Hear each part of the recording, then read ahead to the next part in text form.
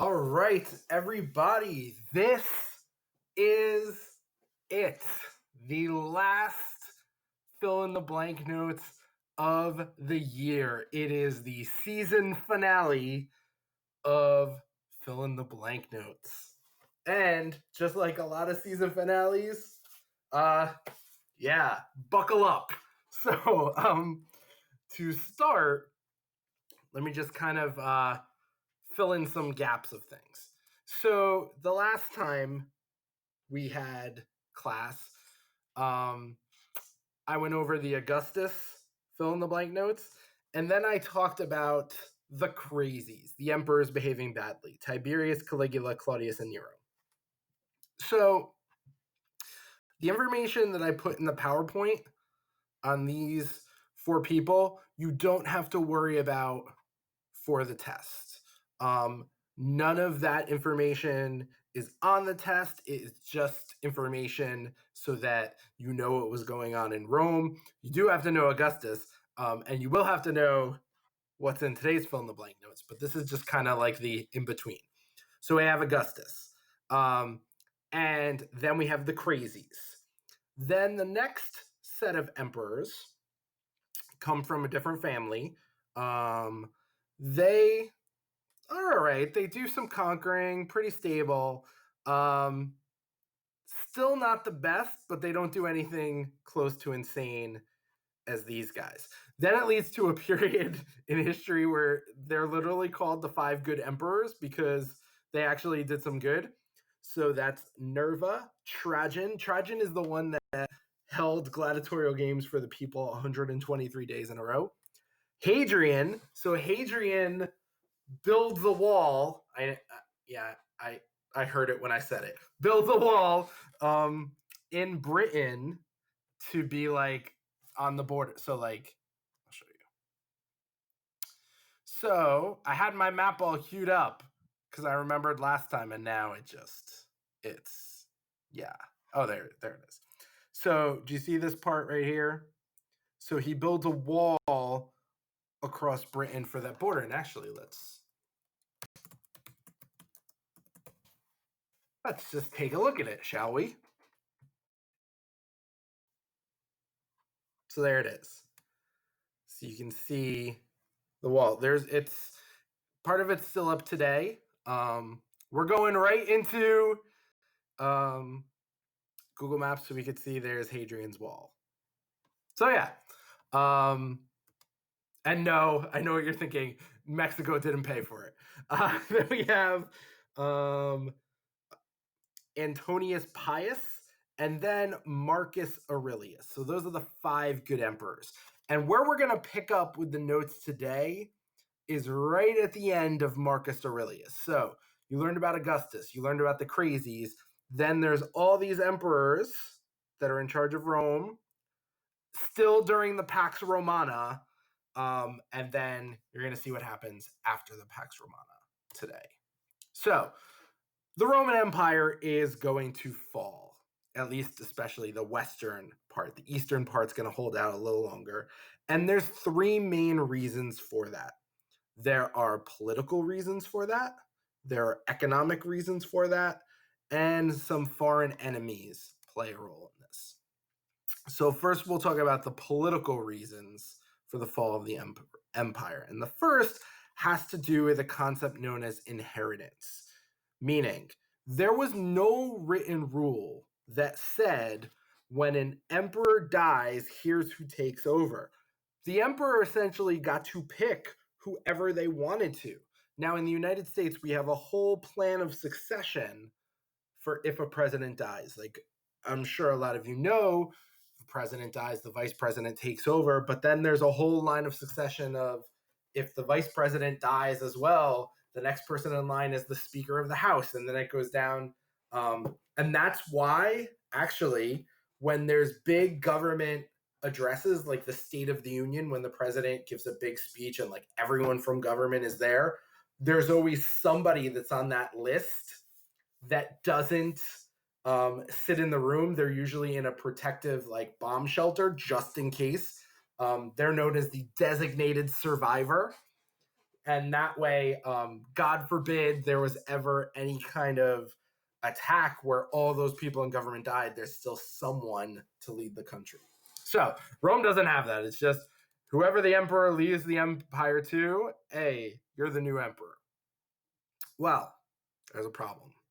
Sometimes it would be the son of the emperor. Sometimes it will be a different heir, a different person. Now, when Marcus Aurelius dies, the system totally changes, and not for the better. His son, Commodus, is the new emperor, and he is a huge jerk. If you've ever seen, I think it came out in 2000, it's really old, but it was a pretty good movie. The movie Gladiator, Commodus is the emperor in that movie, and he's cruel and hated, and so hated, he is strangled by the Praetorian Guard. That is his own bodyguards kill him. He's that horrible. Now, instead of listening to Commodus's will, the Praetorian Guard then says, okay, we're in charge, and here's how we're going to pick the new emperor. They sell the right to the throne to the highest bidder. Essentially, whoever paid the military the most amount of money was the emperor. That would be like today, the Secret Service killing the president and then putting the right to be president on eBay, and whoever bids the most gets to be president. Insanity. Well, for the next 100 years, legions started to fight each other to put their own emperor on the throne. So what would happen is somebody would bribe the Praetorian Guard, they'd be in charge of Rome, and then if another person paid the Praetorian Guard more, they would kill that person, and then that person took over, and so on and so on and so on and so on. So it was a bloodbath. Over that 100-year span, Rome had 37 different emperors, and most of them were murdered either by the army because they wanted their own person in charge, or by the Praetorian Guard because they wanted to make some more money on selling the right of who's going to be in charge. 37 emperors in 100 years. That's crazy. Now, if you're like, was that like presidents? No, we're, as you learned in the other video, we're 243 years old. We're about to be 244, and we've had 45 presidents. So, yeah. Now, and we have term limits. Emperors don't. So those are some political reasons Rome's in trouble. Now, for some economic reasons, Rome's in trouble. That means money-wise, Rome's in trouble. Well, here's why. To stay in office, to stay emperor, you had to keep the soldiers who supported you happy. You had to keep the Praetorian Guard happy. So a lot of times, emperors, if they wanted to stay in power, would have to keep bribing the Praetorian Guard more than anybody else. Now, they're not going to use their own money for the bribes. Oh, no, no, no. They're going to use taxes.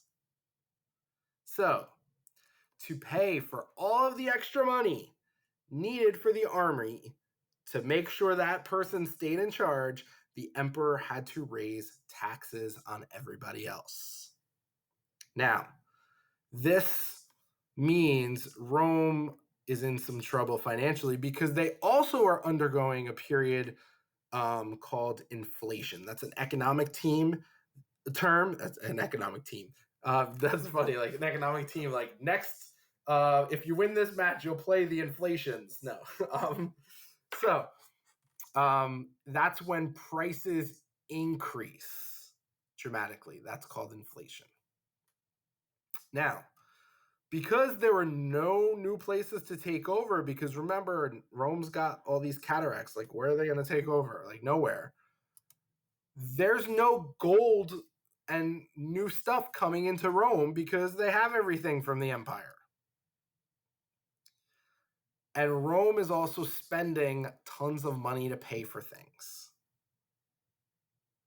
So what ends up happening is it gets so bad in Rome and so many people are suffering, money starts to lose value. Some people don't have money anymore because of the horrible inflation and the horrible taxes. They stop using money altogether and they go back to the barter system. So that barter system is back when it was like, I'll give you this, you give me that kind of thing. Like products for products, trading.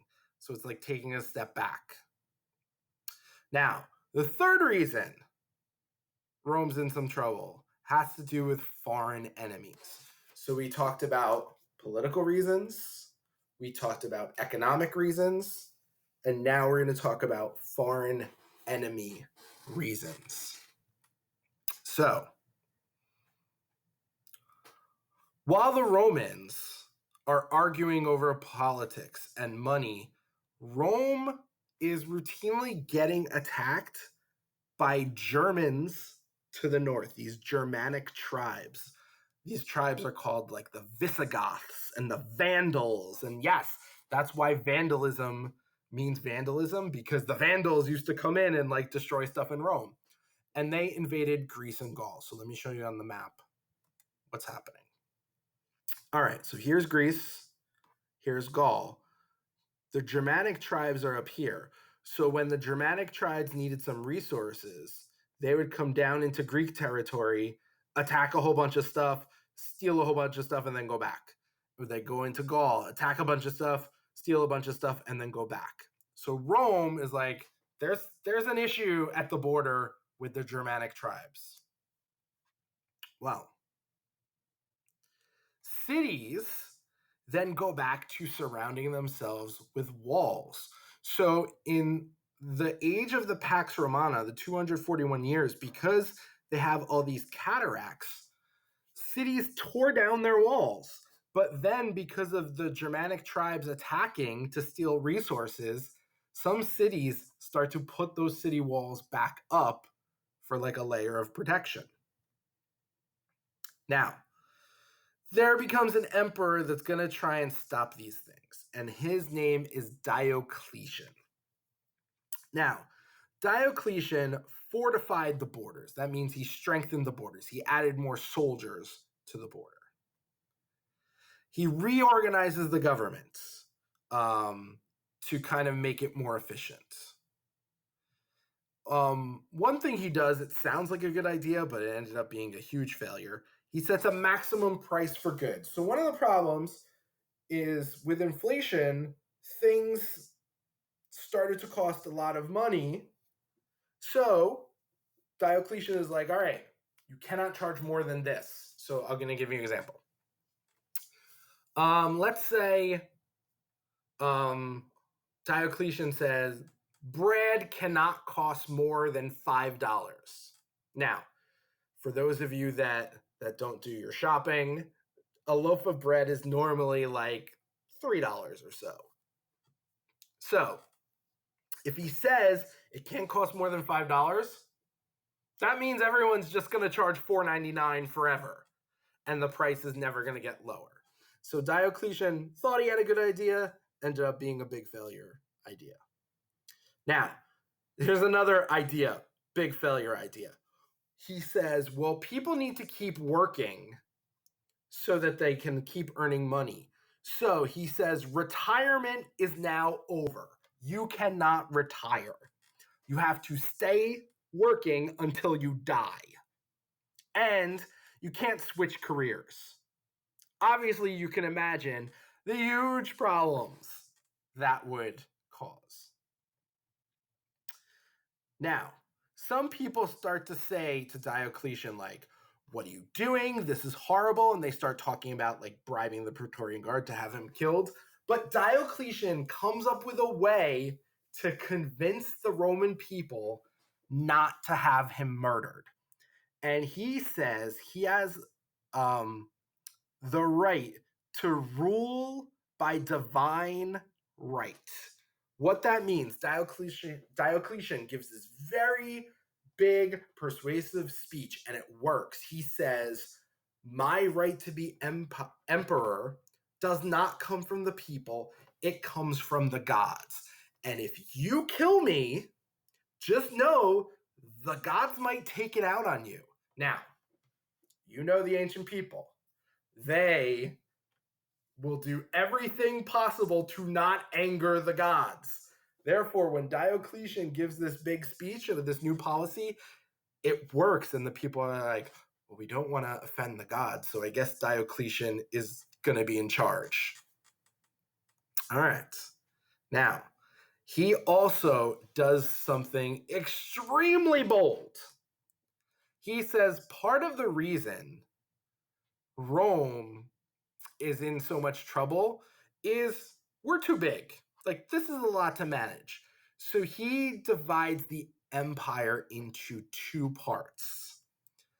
He's going to have a Western Roman Empire and an Eastern Roman Empire. And part of the reason he did this is he feels one person is not enough to control everything. So he has 4 junior co-emperors to keep control. So the way he does it is like Diocletian is the main boss. And there's 2 junior emperors, essentially consuls again, 2 consuls that are going to run this, 2 consuls that are going to run this, and Diocletian supervises everything. Now, he also becomes the first emperor to not die in office. He leaves voluntarily and he retires. Now, you might be thinking, what a hypocrite he is. He's forcing other people to work till they die and he can retire. Yup. Sometimes in life, the people that have the power are the biggest hypocrites of all sometimes. And that's definitely Diocletian. All right. So the next emperor is Constantine the First. And Constantine says this: forget the rule about everyone having to work till they die. So everyone was like, yay, go Constantine. He says, and forget the rule that you can't switch careers. However, if you have a son, fathers had to teach their son that kind of trade, that craft, so that stores would stay open and not close because there was no one to do the work. Wealthy landowners are like, you know what? I'm out. And they moved to these large country estates that had that were called villas. Basically, they were self-sufficient areas of land, meaning like each villa produced enough food to meet the needs. They totally never had to go to the market or anything like that. They had everything they needed, everything grown on their own land. It was just like superior living to everyday Rome. Now, Constantine also does something hugely controversial. He has this brand new city built for him in what is today Turkey, in the eastern part of the empire. And he says, I am moving the capital city to my brand new city over here, and I am calling it Constantinople, meaning city of Constantine. Now, that city, Constantinople, is no longer called Constantinople. It is now called Istanbul, which is obviously a major, those of you that know your geography know Istanbul is a major city in Turkey. And those of you that don't, well, now you know. So Istanbul used to be called Constantinople. And part of the reason they changed the name to Istanbul is when the Romans are no longer in charge of that land, they're like, why should we have our city named after a Roman emperor that is gone? So anyway, here's how it all comes to an end. It's all going down. The German attacks from the north increase. And the Germans defeat the Roman legions at a major battle called Adrianople. And the way they were able to do it is by using an invention. So the Germans invented iron stirrups. So when you ride a horse, the things that you put your feet in are called stirrups. And the Germans make their stirrups out of iron, and this makes their cavalry stronger because the Germans could essentially move their troops faster on horses because they don't have to worry about the soldier falling off of the horse because the soldier is secure in the iron stirrups. So when you have this group of charging horses coming at a legion, that legion can't stay together. It has to spread apart. So the Romans lose the Battle of Adrianople because their legion can't fight the way a legion should. And the Germans are able to do that because of iron stirrups on their horses. Now, Germany then gets a huge assist from Mother Nature. So let me go back to my maps. The German attacks to the north, they would just like come in, attack, go back, come in, go back, come in, go back. They were just constantly doing that. And the reason why Germany couldn't just have a massive invasion, these Germanic tribes, is because of the geography. Well, until one winter, the Rhine River, which is right along the border, froze solid. So now that's not a cataract. So the German troops are able to cross that river and invade the Romans in what is today France. Then it was known as Gaul. The Germanic troops are led by this guy, Alaric. He and his soldiers invade the city of Rome. So they storm in, they get to Rome, they invade the city. Now, they burned records, they looted the cities, and this is the last thing in the notes, so I made it super big font. It is so bad in Rome, it is so desperate, the Roman Senate tells the people the following: you can no longer rely on Rome for finance or direction. You are on your own. So basically, the government of Rome is telling the people of Rome, our money is worthless, our government is over, you're on your own. Now, the eastern part of the empire would last a little longer, and well, basically, let me show you that. So let me get to I think I had this under maps. Oh, yeah. Here we go. So this is going to show you start to finish Rome. So Rome starts out, the Etruscans, they're expanding, they take over all of Italy. Then they're conquering Greece, their winnings in the Punic Wars, they're expanding into Gaul, they take over all of the Mediterranean world. It turned purple when it became an empire. So then what you're going to see is it's going to split in two right there. Ooh. And then you see Eastern and Western. You're going to see the Western fall due to the Germanic attacks. And then the Eastern Empire is going to stick around for a little bit longer. It's eventually going to become part of the Byzantine Empire. That's this part of the world. Then eventually it's going to become part of the Ottoman Empire.